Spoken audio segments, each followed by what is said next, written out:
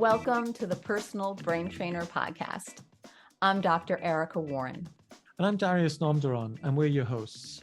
Join us on an adventure to translate the scientific jargon and brain research into simple metaphors and explanations for everyday life. We explore executive function and learning strategies that help turbocharge the mind. Come learn to steer around the invisible barriers so that you can achieve your goals. This podcast is ideal for parents, educators, and learners of all ages. This podcast is sponsored by dyslexiaproductivitycoaching.com. We give you a simple productivity system for your Apple devices that harnesses the creativity that comes with your dyslexia. This podcast is brought to you by goodsensorylearning.com, where you can find educational and occupational therapy lessons and remedial materials that bring delight to learning. Finally, you can find Dr. Warren's many courses at learningspecialistcourses.com. Come check out our newest course on developing executive functions and study strategies. Hello, welcome to the Executive Function Brain Trainer Podcast. Erica, what have we got on the docket today? I'm excited because we're going to be talking about how sleep affects executive functions. Yeah, let's talk sleep. So I wanted to do a little bit of a dive into the research. So I did a little dive in and discovered that there are two key research areas that I wanted to look at. And one was sleep deprivation and how that affects executive functions, and then also sleep quality. And what the research talks about is kind of the idea of continuity versus fragmentation. Right? Are you staying in a deep sleep, or is it very fragmented, meaning that you're getting up to go to the bathroom, you're waking up, you're having anxiety, you're just not sleeping through the night, and to see how that impacts executive functioning. And the first one is the sleep deprivation idea. And I looked at the research on adults, and it's very interesting. So those that are sleep deprived, meaning that you're just not getting enough sleep, or maybe you're staying up all night, it does affect the prefrontal cortex, and it results in impairments in working memory, inhibitory control, and cognitive flexibility. And the reason why this is it disrupts the normal functioning of the brain region. So I thought that was really interesting that it hit all three. And there was an article in the Journal of Applied Cognitive Psychology, and it was called The Effects of Sleep Deprivation on Executive Functioning, Cognitive Abilities, Metacognitive Confidence, and Decision-Making. And they actually deprived people of sleep for 40 hours. And these were Australian Army volunteers. And they really saw the decline in cognitive performance in the areas of self-regulation and self-monitoring. And also that there was a decline in decision-making and also metacognitive mechanisms, which I thought was really interesting. This makes me think about, we're all about metaphors here in the Executive Function Brain Trainer podcast, where it's all about translating this into practical concepts in our minds that we can apply. And it makes me think about sailing, okay? And there's the IMOCA around the world Vendée Globe, and where what they do is they have to sail around the globe on a sailboat single-handed from France all the way around and back to France again. And it takes them about 9 months, eight months to do. They're going at about 40 to 50 kilometers an hour. They're going so fast. They're going faster than motorboats. The boats are so fast. And basically, they have to stay awake all the time nearly, okay? Now, this is a crazy feat of endurance for one person to be in charge of a multi-million-pound boat that's going so fast. But the thing is, they know that bad sleep impairs their decision-making in these kind of competitions. They know it, and they can sense it. And it's this constant fight between, I need to stay awake to make sure I can go as fast as possible and nothing goes wrong, but I also need to have enough sleep to make good decisions. And so if you watch these video them doing the live video feeds of this going day after day after day. It's this constant thing about, I have to get some sleep. So they go away and they sleep for 20 minutes and then they wake up and then they sleep for 20 minutes and they wake up and they try and sleep for 2 hours. And it's this constant fight to get enough sleep so that they can actually make good decisions. Wow. That sounds really tough because I guess, they can't get like a night's sleep, No, which has got to put a major strain on their bodies. for like 9 months, they Oh my can't gosh. sleep Can't for a night, you imagine. know. This breaks people, people die doing this. I'm sure. Because if they make a bad decision, their boat sinks in the middle where there's no rescue vessels down at the Antarctic, because they have to go down to the Antarctic, go round the Antarctic because it's the fastest way to go around the Earth, and then they come back up. And they're actually disallowed from going any closer to the Antarctic. There's a red line around it because what happens is they get so desperate to get closer to the quickest way around the Antarctic, because there's so many icebergs and so on there, that they start making bad decisions, and they go, no, I'm just going to do it, I'm just going to do it. And they're in the middle of this kind of, so it's as much of a mind game as it is a sailing game to achieve this. So it's really fascinating to see people in real life and making decisions on not enough sleep. I mean, that's why the military are doing this kind of research, because sleep affects what decisions you make. And that is fundamentally what executive function skills are. Yeah. Well, there's also another article that I looked at, which was with undergrad students, and they gave them 24 hours of sleep deprivation. And they wanted to see how it impacted. And this particular article was called Sleep Deprivation Effects on Basic Cognitive Processes. Which components of attention, working memory, and executive functions are more susceptible to lack of sleep? And what they discovered is that there was a decline in alertness, attention, and inhibitory control. So that sounds mostly in the area of inhibitory control because attention is really under that umbrella. And alertness, interesting, is really more of a higher level executive functioning, which that makes sense, right? So alertness probably also, I would imagine that it impacts their decision-making skills, but that's a little bit of a jump. They didn't necessarily discuss that. That reminds me of, I just did this article on LinkedIn for fellow professionals about kids who are going through exams right now. Okay. And it relates to this because one of the best things you can do for your kid before an exam is to make sure they sleep the night before. Because, like, what is the payoff of staying up all night studying versus getting a night's sleep? Now, it could be that you've done no studying and there is a payoff, sleeping all the way, working all the way through the night, and then having less cognitive function the night before. Okay, there's a case to be made for that if you did no revision beforehand. But if you have been revising for, say, 2, 3, 4, 5, 6 weeks beforehand, that night before, it's so valuable to help them go to sleep and not rob themselves of the cognitive function the next day. And that's one of the best things a parent can do. And I think actually one of the best things a parent can do for a child going into exams is to create a sort of 17 hours before the exam, from 4 p.m. when the kid comes back from school or the young adult comes back from school, to when they walk into that exam. What 10 things should you do that don't involve studying? Quit revising at 7 o'clock. Make sure you wind down and relax, have a bath, eat something nice, make sure you go to bed by 10 o'clock, wake up in the morning, maybe half an hour or an hour earlier than normal, get a decent breakfast, do a little bit of fresh revision, refresh your mind, then go to school in a relaxed way, listen to some good music, get into school, get ready for that exam, visualize that you can actually do this and that you'll remember everything in the exam.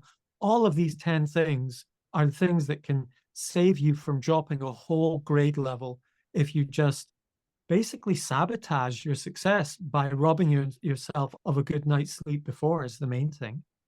Absolutely, absolutely. I also have 3 articles that I found on children and adolescents. So one was entitled Behavioral Sleep Problems and Their Potential Impact on Developing Executive Functioning in Children. And that's like childhood sleep problems at bedtime, resistance to going to bed at night and night walking. And what they discovered is that these kids had more behavioral problems linked with their sleep disturbance, and they had poor self-regulation. I mean, if you think about little kids, if they don't get enough sleep, you see it. You absolutely Yeah. you see that they have these inability to self-regulate, and they have more of those kind of behavioral problems or temper Yes. tantrums or all of that kind of stuff. So Yes. I mean, although I didn't have children, I can remember being somewhat sleep deprived and being irritable, right? Yes. Yes. There was another study called Self-Reported Sleep and Executive Function in Early Primary School Children. And they were looking specifically at the correlation between poor sleep and executive functioning. And they saw that there was significant issues in inhibitory control and working memory. So interesting. And these were 7 to 9-year-old children. And then finally, there's an article called Executive Functions in Preschool Children with Chronic Insomnia. Oh, poor kids. Can you imagine kids with chronic insomnia? That sounds awful. And they had all sorts of impairments in executive functions in the areas of planning, working memory, self-control. And the findings really highlighted the critical role of sleep in cognitive development. Wow. So, I mean, it's unequivocal, isn't it? Yeah. Sleep affects your executive function the next day and for following days. So, I think all of our listeners would kind of go, yeah, absolutely. We don't need a huge amount of research literature to completely reinforce everything that we kind of instinctively see in children, in ourselves, in life. There's also quality of sleep. So, okay, we all know that, all right, we shouldn't miss a night's sleep. I am a proud person to say that I made it all the way through college, my undergrad, master's, and doctoral without an all-nighter. I don't think there are many people that can No, say there's that. not many people that can say that. I can't say that. Or the But amount of caffeine tablets I took some nights. right.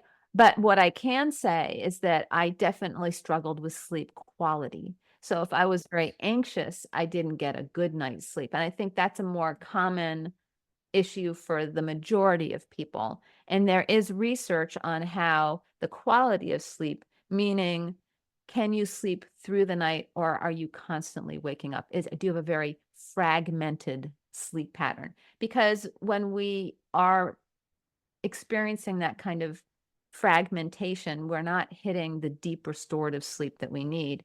And basically, I just looked at one article here in the Journal of Psychology and Aging called Role of Sleep Continuity and Total Sleep Time in Executive Functions Across the Adult Lifespan. And it found that uninterrupted sleep improves memory and inhibitory control across all ages. So, on the opposite side, that interrupted sleep gets in the way of memory and inhibitory control. So, that really highlights the critical role of uninterrupted sleep for cognitive health across the lifespan, which is really interesting. And that's a little bit harder for us to control. I think, the best we can do is try to set ourselves up for a good night's sleep by becoming prepared and deciding that we're going to let go of the day so that we can really give ourselves that restorative sleep, which goes into what you were just saying, which is let's jump into the strategies to improve sleep so that we can have this sleep that has a continuity to it. That's a term that they use where you're just able to get into that deep sleep and really wake up refreshed the next day. So before we get into like the theory of things we could do, what do you do, Erica? What helps you sleep? I don't think I've been doing enough lately. I think when we're under stress, we lose our strategies, right? So Yeah. unfortunately, I've been going through a stressful time in my life lately. And because I'm not properly preparing myself to sleep, sometimes I just crash, right? I just roll into bed and just crash. And I may wake up having some anxious thoughts, right?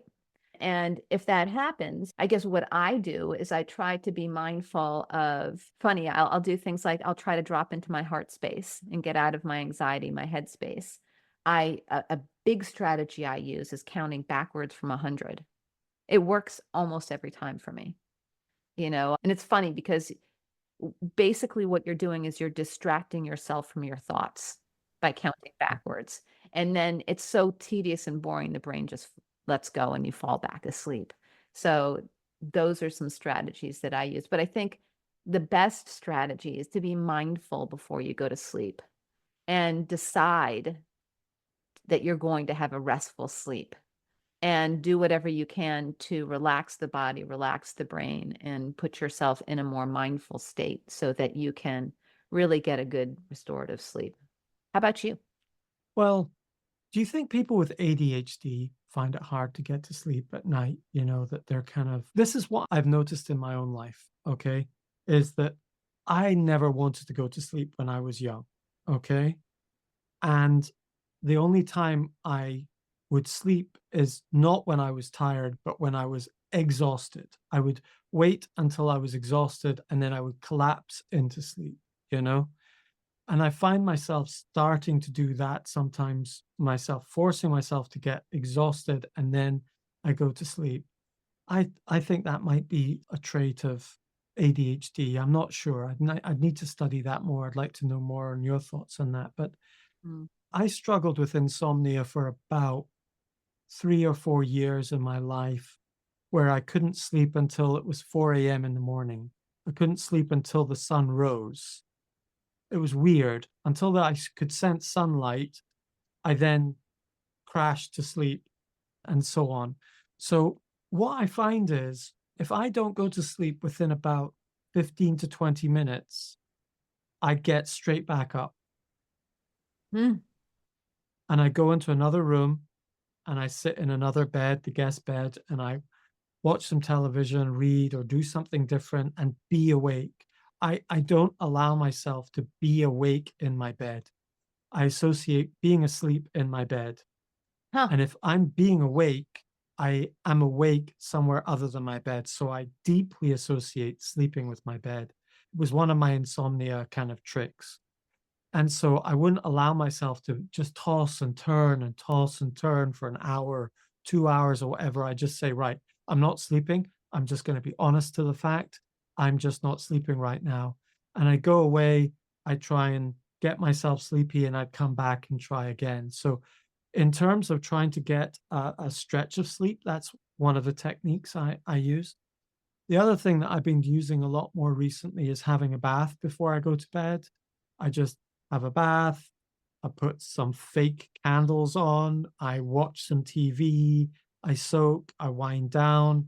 And I actually had to start doing that because I got an impingement on my neck and it was a great deal of pain. I was in a lot of pain. I had to be bed bound for a good week or two to wait for it to gradually. And I had to kind of go into a routine so that when I went to bed, my body was physically relaxed.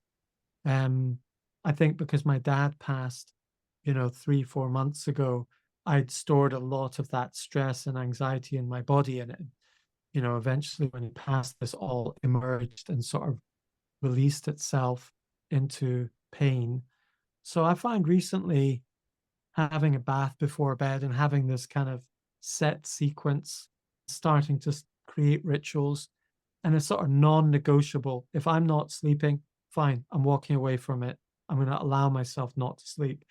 I'm not going to live in this kind of tossy-turny, horrible world of half sleep.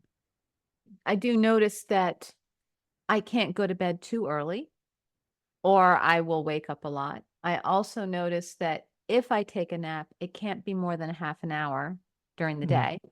or I will not sleep through the night. So there are those things. But there's also a lot of strategies that I discovered in the research as well.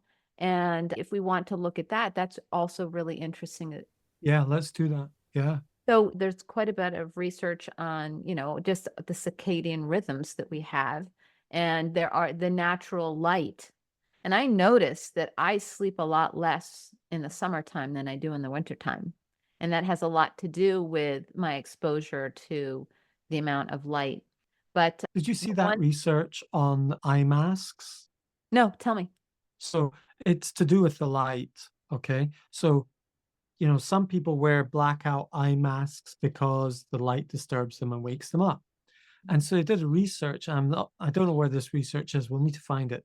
But it did research and they said, what if a person sleeps well and wears a mask? Would it make any difference?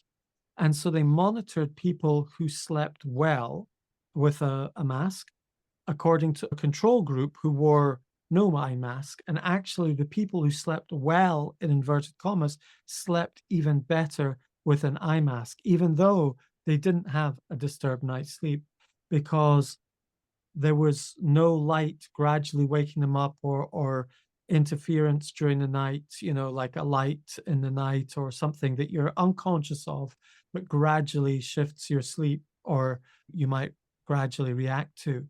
So I started wearing an eye mask since I did that because I don't really need an eye mask, to cover my eyes. And I do sleep more deeply. Huh. Is that a particular brand eye mask? No, no, just that, these like you wear on the airplane where you put a mask over your eyes, Yeah. nice Yeah. soft one. I found one on Amazon that was, nice for like $7 and very comfortable. Really interesting. I should consider that. I remember years ago getting like these blackout shades. Yes. And that helped. Although I do have this half moon window right over my bed that I have no shade over. Uh, And although I kind of like waking up to the natural light, I think anytime the cars pass, there's some light that gets into the room. And that's a great idea. Maybe I'll buy one of those on Amazon today. That sounds yes. like a really good It idea. really does work. I It can really get does work. And deeper sleep. what I found helpful was that the guy was saying, look, eye masks work for people who even sleep well. You don't need to be being woken up by light, but it'll just make you go deeper. And I also put in earplugs, even though I don't get hugely disturbed by noise. But what I noticed is sometimes, when you're sleeping, you've got this kind of base noise level that if Mhm. anything stays underneath that, that's okay. But if something goes just a bit above it, an unusual noise or something like that, it can sort of startle you. I used to keep chickens and the fox would kill the chickens. And we ended up getting this really bulletproof chicken run for them. So that even the fox, if he was out there, because the fox wouldn't do it every night, but once every month or so, the fox would do a circuit round our chickens to try and find a way in, and the chickens would get agitated. And that agitated noise is like a baby to a mother screaming. You wake up and you're like, right, got to sort it out. And you're on that kind of alert and you get woken up. But I knew I've done everything possible to save them. I didn't need to go chase the fox off because they were completely safe. But my reticular activating nervous monkey brain didn't know that anymore. It was still hardwired to it. So putting in earplugs for those kind of noises that you can't really do much about, but you're hardwired to respond to, saves you, what is that, 5, 6, 7, 8, 9, 10 nights of sleep in a year. And when we're talking one night's sleep, impacts your next day and makes it less effective. You get to a point in your life where you say to yourself, when you're younger, you're like, oh, if I lose a day of work, it's not such a big deal. Or if I lose half a day's work, it's not such a big deal. But when you start getting a little bit older, you start counting your life in, a few decades left, and you start realizing, I've only got so many functional hours in the day to get work done. You start valuing your time just a little bit more and what you can do in your time a little bit more. In many ways, that's what we're talking about here in the Executive Function Brain Trainer podcast is, how can we function as executives that bit better of our own lives? And I suppose we've just got to bite the bullet and realize that protecting our sleep is a valuable thing. Yeah. Yeah. Well, and another thing that we can do to protect our sleep is to get outside in natural light for at least 30 minutes a day. That actually will improve because we want to give ourselves that light exposure so we have the contrast. Huberman talks about that, doesn't he, in the morning, Like, that you really need to properly wake up. You need at least 10 minutes of sunlight coming into your eyes. Right, and he talks about the forward ambulation walking Yes. and letting the light into the eyes, but that it also causes certain chemical reactions in the brain to happen at optimal times so that you are more awake during the day. You're doing your forward ambulation, you're getting enough light, and in contrast to wanting to have a deep sleep at night, you're fully awake during the day. Yes. Full on, full off. Who would have thought walking a dog was so good for you? You know, I mean, my dog has given me so much benefits, like how many mornings would we stay inside and just go from having breakfast in the kitchen, going straight over into work and not going out and being in the sunlight? Okay, sunlight coming through the window or whatever, but what you need is to be out in the sunlight for the light to be hitting your eyes directly, to do something in your retina, to flick a switch on in your brain that says, right, I'm awake, not sleepwalking, not sleepwalking into the day. And it's just like I feel the difference when I go out and I go, I've got to walk the dog, And you walk the dog and you go, actually, now I'm waking up. And it's just the light, I think, hitting you, the fresh air, the movement, and all of this. It's just so natural. It's so obvious to say, but for all of us who find it hard to wake up in the morning, that light and walking is so helpful. Get a dog. Yeah, right. And also consider having your desk in front of a window. Yes.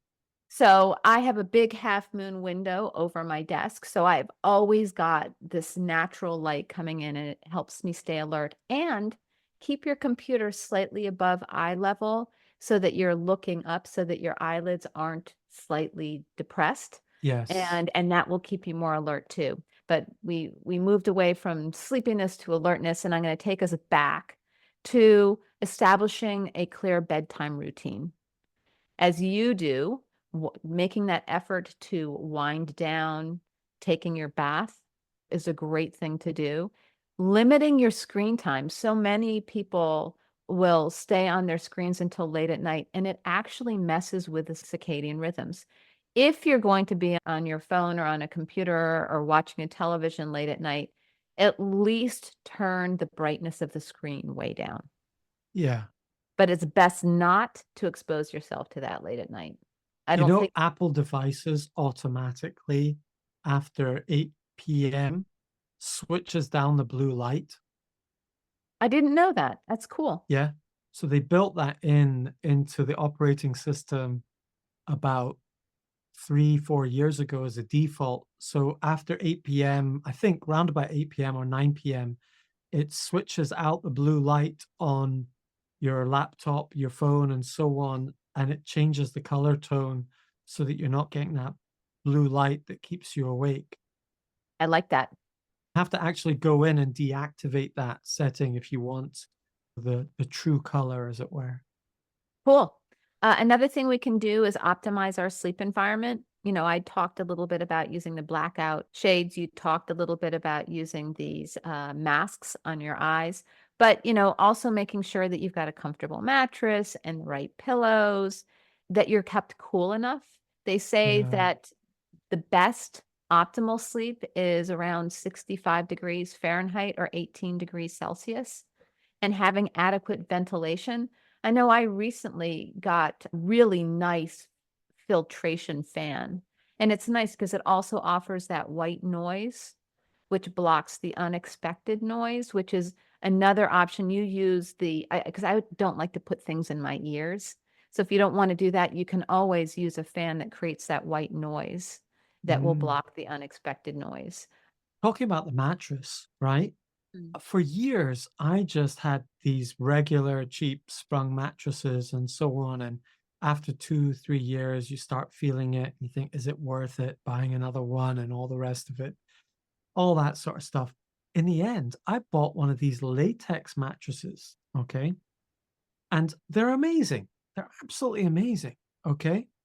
And basically, latex mattresses are basically, it's 100% organic rubber. okay? And they inflate the rubber into a foam that's a latex foam, super heavy, okay? But it never wears out. It never makes a bend or anything like that. And I think they there's call that memory foam in the United no, States. no, it's different from memory foam. So you've got memory foam mattresses, okay, and then you've got latex. Now, latex mattresses are like they're about 100 years old, okay, the technology of it, but they're very expensive because they're made of natural materials, which is pure rubber from the rubber tree, Wow. okay? So if you're allergic to anything artificial or anything like that. This is 100% pure rubber, but they turn it into this latex foam. And I bought one of these 10 years ago, and I'm still on the same mattress, and there's no bend in it. And the amazing thing is, every time I lie on that mattress, it's like lying on a brand new mattress every single night. And I can't tell you how delightful it is to get into a really firm but comfortable mattress every single night. So I think there was, who was it? I think it was Angela Rippin or some famous British broadcaster said her advice was do two things in life: wear a good pair of shoes and have a good mattress, because you're in one or the other at any point in the day. That's really great. Yeah, I think that's some really good advice. I have a really great memory foam mattress that I absolutely love. But Brilliant. if there's a time where I need to get one, I love the idea of going to rubber because it is natural and who knows what kind of chemicals go into some of these other man-made Yeah, mattresses. I couldn't believe it. It's like 100% organic mattress, cotton cover, and everything. I mean, it's just like 100% organic, natural everything. And it does cost like £1,000 for one mattress. But the thing is, I did the maths and I know these last 20 to 30 years. I mean, they are bulletproof. And over that period of time, it's actually cheaper than buying an Right. expensive mattress that lasts you 7 to 10 years if you're lucky. All right, well, let's go on to another one. Watching your diet and also exercise. So you want to avoid large meals and, of course, caffeine before bed, and then physical activity. Anytime throughout the day, if you do physical activity, it should actually help you to sleep better. I definitely notice that 3 days a week, I take these long walks and I always sleep better those nights. I feel better during the day too. It's amazing how helpful that is. Yeah, I think the whole thing about caffeine is quite important. Like, I started to notice my caffeine cutoff time was 3 p.m., but that was about 10 years ago. If I had a coffee after 3 o'clock, I couldn't sleep so well that night. And now it's kind of come down to like midday. I know if I take a coffee at 1 o'clock, I'm kind of pushing it, but midday has become my last caffeine drink moment. And I Yeah. think that whole thing about eating after 7 o'clock, since I've started doing this keto diet and, just eating hardly any carbohydrates, I'm not eating as much or I'm not as hungry as much. So I find I'm not snacking after 7 o'clock as much. And I think it's helping my sleep as well. Ah, isn't that interesting? Another thing we can do is manage our worries. And I really need to do a better job with that. I know this, and sometimes I get into good routines with it, and other times I don't. But having a time to worry and to fully go into it so that you can honor your emotions and jot down what's on your mind, and then make that decision to set it aside for tomorrow and do relaxation techniques, whether it's a meditation, it could be a body scan, it could be a visualization, it could be deep breathing. There are all sorts of things that we can do to just get ourselves more prepared for a restful night. Yeah, I think a lot of people pray before they go to sleep at night. And there's all sorts of different ways of sort of handing over your worries to to just trust, like whether it's your subconscious mind, you're saying, right, look, I consciously I'm going to let go of this. And I know you, my subconscious, are going to look after this for me. Okay. Just hold this for me for 8 hours while I go and sleep. Okay. So it's kind of like the sailing analogy, where instead of saying, oh, I'm not going to worry about the course direction or whatever, there's some part of you needs to feel like autopilot is on. Like it's still being piloted. You're still being navigated in some way. You're still being protected. You're still being aware. So that I think there's a sense inside of us that needs to know that there's a watchman on the tower watching out for us, looking out over us. You know, someone's on night watch, as it were. I think maybe even unconsciously, we need that. And if we don't feel that sense of protection, we're kind of feel a bit exposed and we feel like we need to have a half eye open because we're the only one looking out for ourselves. That there's a sense where at night, I think we need to sort of go through that process where maybe if your concept of higher order, higher being is, you know, the subconscious or the light or God or higher power or whatever it is, that you somehow hand it over and just say, I'm giving this to you for now. And I'm just going to go and have a quick rest for 8 hours. And then I'll wake up in the morning and I'll pick this up. Okay. And they're like, yeah, got it. I've got you covered.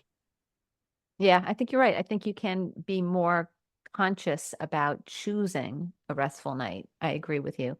And a final strategy is to stay hydrated. It's funny, before we hopped into the podcast, I was talking about how important hydration is and with the right type of water. And I think we're going to probably end up doing a podcast on that. So I On won't go water. Yeah. deeply into this right now. But we want to stay hydrated during the day, but we don't want to drink too close to when we go to bed at night, because otherwise, I made that mistake last night. I drank a lot before I went to bed at night. And so I got up like 3 or 4 times in the middle of the night. So if you can really hydrate well during the day so that you are hydrated enough to make it through the night, but you don't have to drink too close to when you go to bed, then that's optimal. I'm finding with this ketogenic diet that I am getting really dehydrated at night.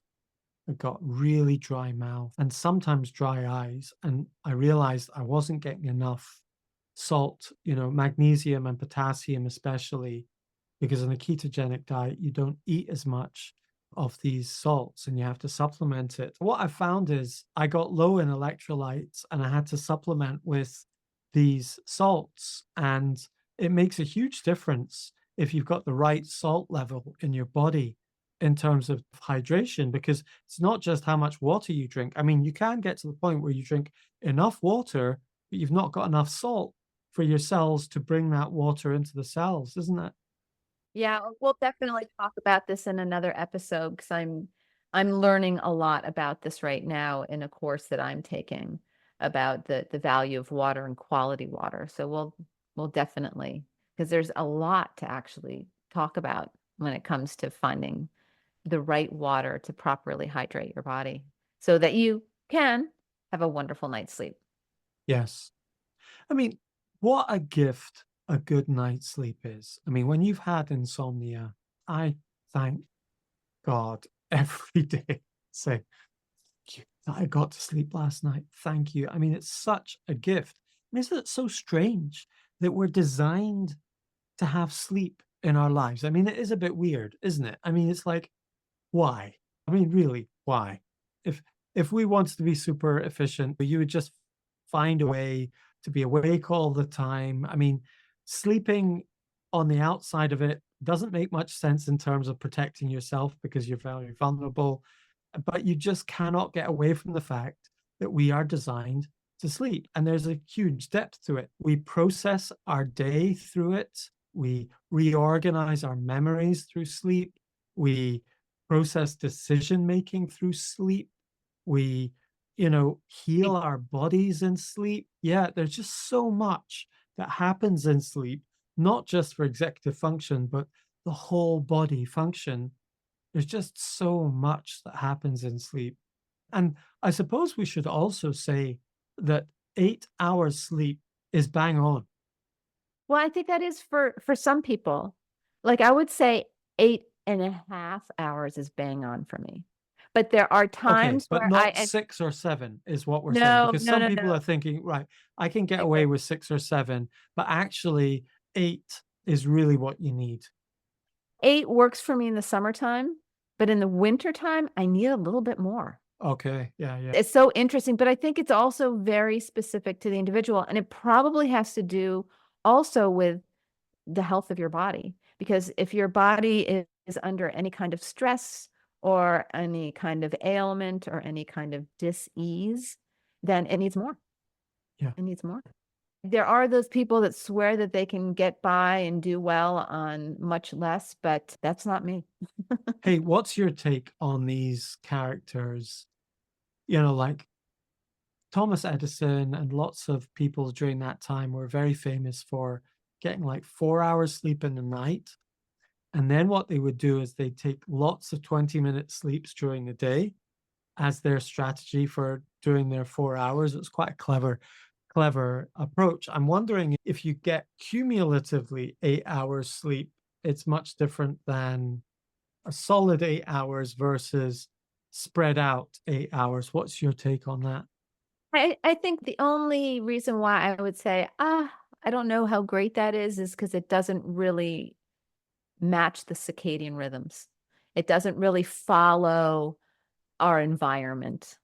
It's dark in at night and it's light during the day. So I know for me, there'd be a strain. Although, you definitely see these cultures where they have these siestas in the middle of the Yeah, day. yeah, And I must admit, there's a part of me that's quite jealous of that. That sounds quite lovely, right? yes. Isn't it? I love a siesta. Final thought, okay? And this is a little bit oblique and the relationship between sleep and executive functions. But some people, what they do is they go for a 20-minute nap, okay? And they do it deliberately. And I mentioned Edison again. And this is mentioned in the book called The Right Brain Time Manager. And so the technique is this: you think about something really intensively that you're really pondering on, okay? And you choose to go for a nap with a notebook by your side. And as you're drifting off to sleep, okay, you doze off, you set a timer and it wakes you up. When you're waking up and you're in that sort of liminal half dream state and you've just gone deep enough to sort of switch into a moment of deep sleep, okay, just it's like maybe 3 minutes of deep sleep, and then you come back out of it. In that moment, you have a reflection on what you were thinking of before. You've processed something in your sleep, and they write that down because often that insight that comes from going down into sleep, into the unconscious, coming back up, brings up with it an insight you didn't have just by being conscious. And so a lot of inventors used to do this a lot. They would intentionally, they'd spend a couple of hours working on something and then go for a 20-minute nap, wake up, write down what they thought of when they woke up, and they're like, gosh, yes, that's really useful. Have you ever done that? What I can say, I have not done that, although I would take naps in graduate school from time to time, and that was helpful. But I can tell you that early in the morning when I wake up, I usually have my best inspiration. It's so clear, everything is just so clear and ready to go, and sometimes I just have to run down to my computer and start typing because I have these really wonderful inspirations. Yeah. And so what some people do is they induce that multiple times in the day. So they don't just have it once in a day, they have it 3, 4, 5 times in the day because they find those induced inspirations really valuable. I find that fascinating. I've done that a few times myself.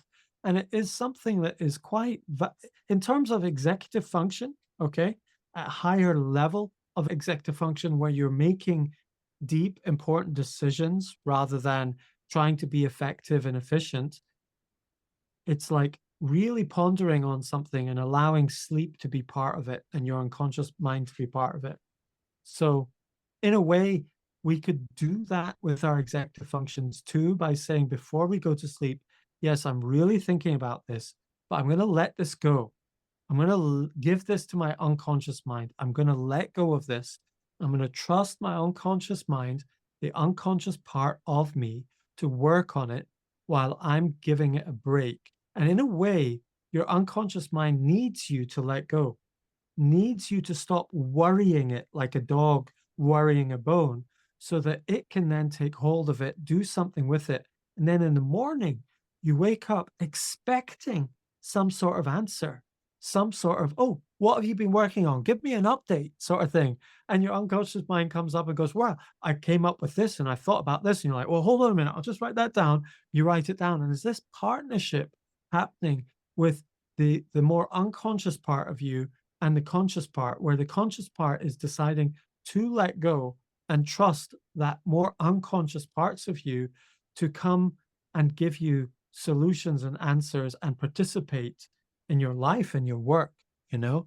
And so on a much higher level, you can use sleep with your executive function as well. Yeah, it's a matter of using it consciously.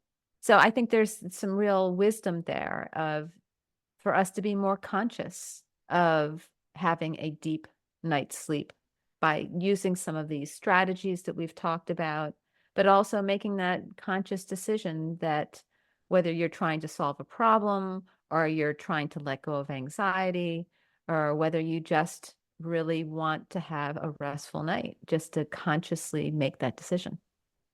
And we haven't even touched on dreams, for example. I mean, dreams are a part of executive function too, you know, because sometimes in your dreams, ideas come to you, warnings come to you, reflections come to you, and then that influences your decision making afterwards, you know, and that's part of executive function, making good decisions.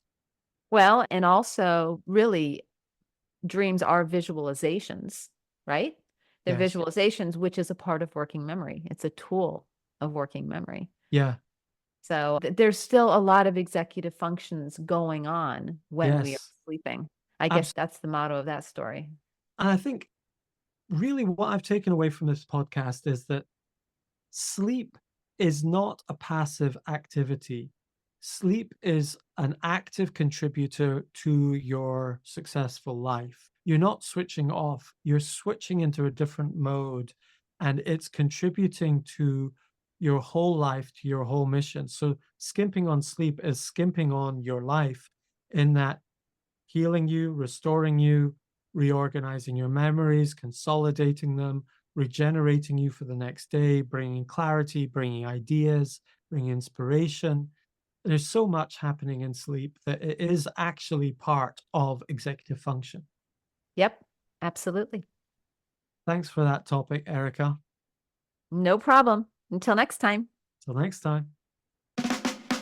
Thank you for joining our conversation here at the Personal Brain Trainer Podcast. This is Dr. Erica Warren. And Darius Namdaran. Check out the show notes for links to resources mentioned in the podcast.